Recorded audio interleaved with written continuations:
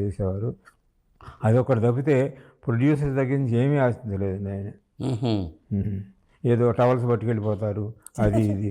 Napkin ఆయన ఏమంటారు తెలుసా, ఇది మేకప్, ఇది మన జీవితానికి సంబంధించింది. ఈ తుడిచిన తర్వాత ఇది కింద పడేస్తే వాళ్ళు ఎక్కడ తొక్కేసేస్తారు. నేను అట్లా తగ్గకూడదు, ఎందుకంటే పవిత్రమైంది ఈ మేకప్. కాబట్టి ఇంటికి పట్టుకెళ్తే ఇంటికాడ శుభ్రంగా మన చాకల వాడు శుభ్రంగా ఉతికేసి ఉంచుతాడని చెప్పి చేశారు. అట్లా తీసుకెళ్ళేవాడు అంతే.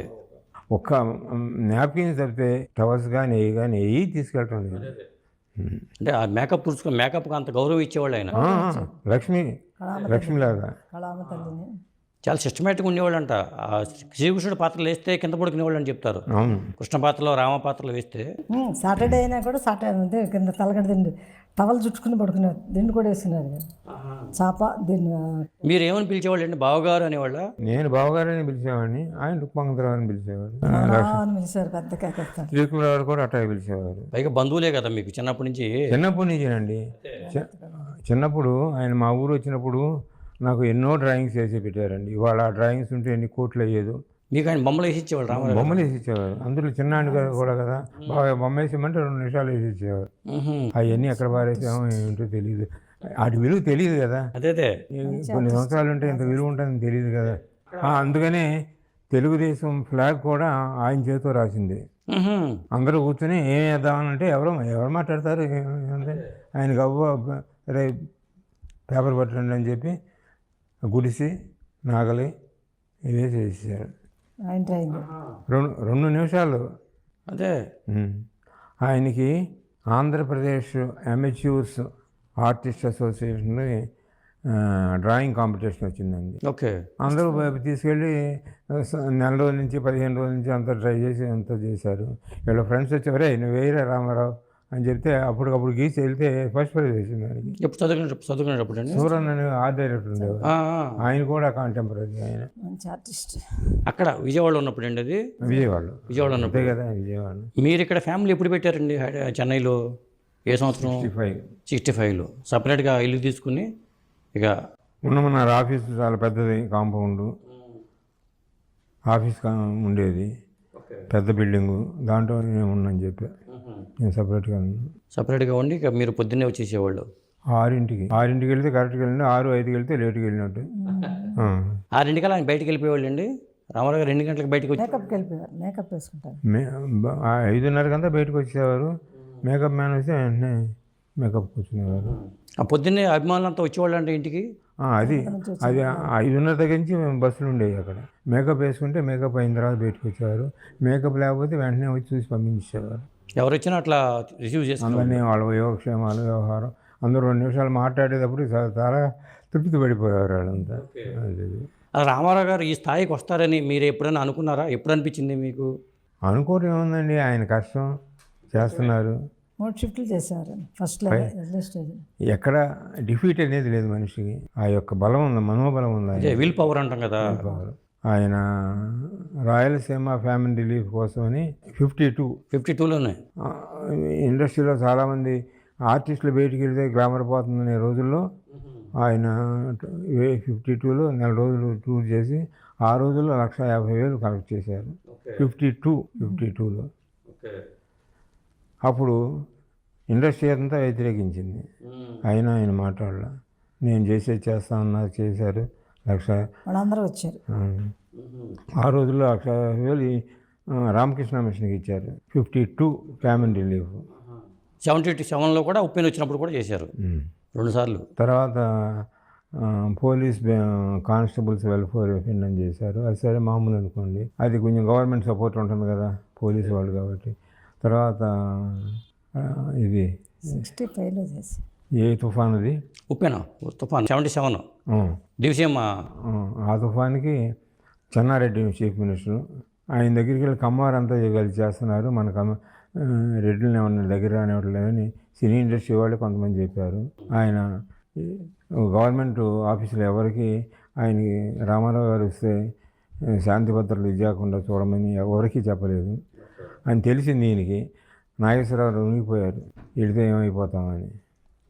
ఈయన ఎక్కడో షూటింగ్ చేస్తున్నారు.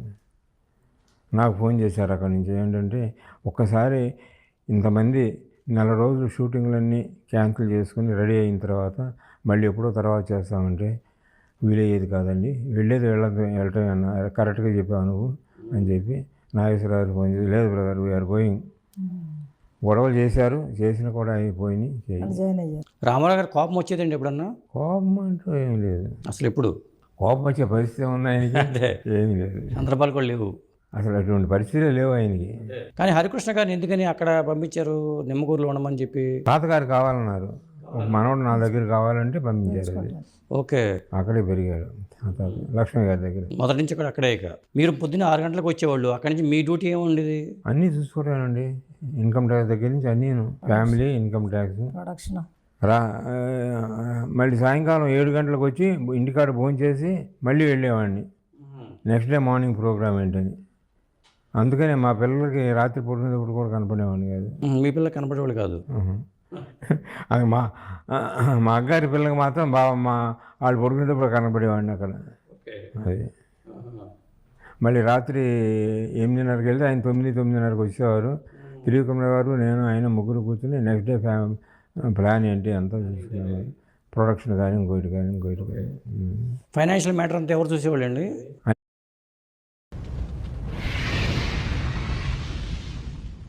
హాయ్ హలో మిత్రులారా, కంట్రీ థర్డ్ ఛానల్కి స్వాగతం సుస్వాగతం. నేను మీ పరశురాం. మీరందరూ బాగుండాలి, అందులో నేను ఉండాలి. ఈ వీడియో కనుక మీకు నచ్చినట్లయితే లైక్ చేయండి, షేర్ చేయండి, కామెంట్ చేయడం మాత్రం మర్చిపోకండి. మీరు ఇంతవరకు ఈ ఛానల్ని సబ్స్క్రైబ్ చేసుకోకపోతే వెంటనే సబ్స్క్రైబ్ చేసుకోండి. ఇవే మాకు ఎంతో ఆనందాన్ని, ఉత్సాహాన్ని ఇస్తాయి. Thank you. మనం ఈ వీడియోలో ఈరోజు నందమూరి తారక రామారావు గారి చిన్నబ్బాయి జయశంకర్ కృష్ణ గారి గురించి తెలుసుకోవాలనుకున్నాం. ఆయన గురించి తెలుసుకునే ముందు నందమూరి తారక రామారావు గారి మొత్తం సంతానం గురించి కొంచెం తెలుసుకుందాం. తారక రామారావు గారి గురించి ప్రతి తెలుగోడికి తెలుసు. ఆయన గురించి ప్రత్యేకంగా చెప్పాల్సిన అవసరం లేదు.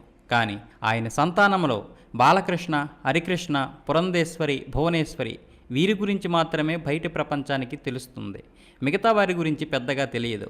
కాబట్టి ఎన్టీఆర్ గారి 8 మంది కొడుకులు, 4 కూతుర్ల గురించి, వారి పిల్లల గురించి తెలుసుకుందాం. నందమూరి తారక రామారావు గారు బసవతారకం గారిని 1942 మే నెలలో వివాహం చేసుకున్నారు. వీరికి 1950లో ఒక కొడుకు పుట్టాడు. అతనికి రామకృష్ణ అని నామకరణం చేశారు. అయితే ఎన్టీఆర్ గారు ఇరుగు పొరుగు అనే సినిమా షూటింగ్లో ఉన్నప్పుడు రామకృష్ణ గారు 1962 మే నెల 27న చనిపోయారు. ఆ విషయం ఎన్టీఆర్ గారికి తెలిసిన తన బాధనంతా దిగమింగుకొని నిర్మాతకి నష్టం రాకూడదని ప్యాకప్ అయ్యాక ఇంటికి వెళ్ళి కొడుకు పార్థివ దేహం దగ్గర ఏడ్చారు. ఆ తర్వాత 1951 జనవరి 9న జయకృష్ణ గారు జన్మించారు. జయకృష్ణ గారు పద్మావతి గారిని వివాహం చేసుకున్నారు.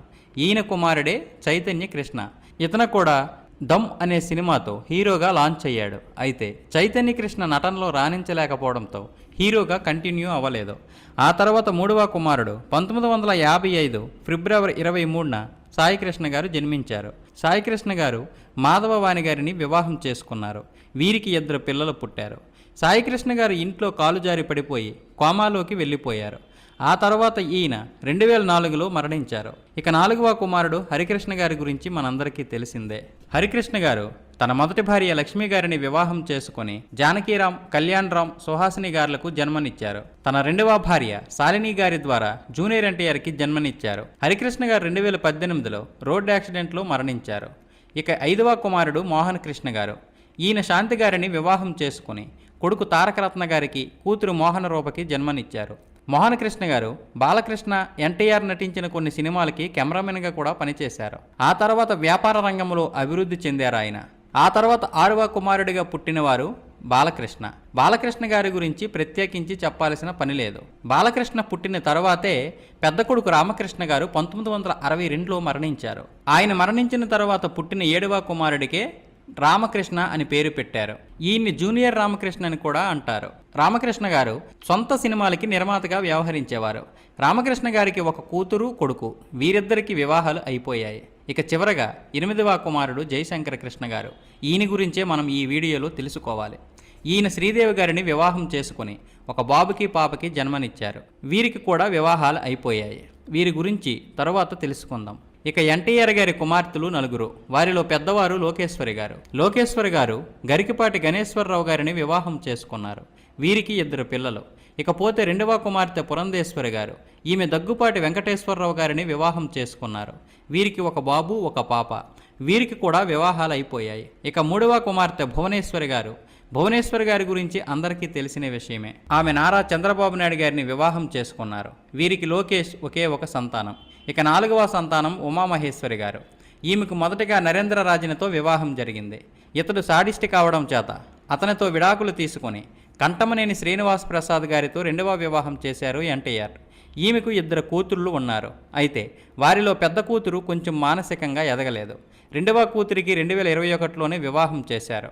అయితే ఉమామహేశ్వరి గారి గురించి బయట ప్రపంచానికి పెద్దగా తెలియలేదు.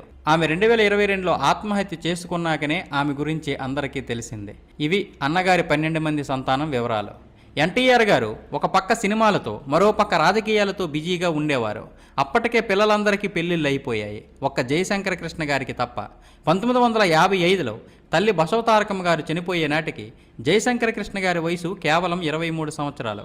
పెళ్ళీడు వచ్చిన సమయానికి ఆమె కాలం చేశారు. ఎన్టీఆర్ గారు రాజకీయాలలో తలమునకలయ్యేవారు. ఫలితంగా చిన్న కుమారుడికి పెళ్లి చేసి తన ఒక ఇంటివాడిని చేసే ఆలోచన ఎవరికీ రాలేదు. ఆ ధ్యాసలో కూడా ఎవరూ లేరు. బ్రహ్మచారిల టీడీపీ ఆఫీసులోనే తిరుగుతుండేవారు జయశంకర కృష్ణ గారు. అప్పట్లో టీడీపీ ఆఫీసు అబిడ్స్లో ఉండేది. అబిడ్స్లో ఉన్న టీడీపీ ఆఫీస్కి ఎవరు ఎప్పుడు వెళ్ళినా అక్కడ జయశంకర కృష్ణ గారు దర్శనమిచ్చేవారట. కొన్నాళ్లకు తన బాధ్యతను అల్లుడు చంద్రబాబుకు అప్పగించారు ఎన్టీఆర్ గారు. చంద్రబాబు కూడా మామచంద్రం ఉంటూ రాజకీయాలలో బిజీగా ఉండేవారు. తన భార్య భువనేశ్వరితో పాటు పురంధేశ్వరి, లోకేశ్వరి గారులతో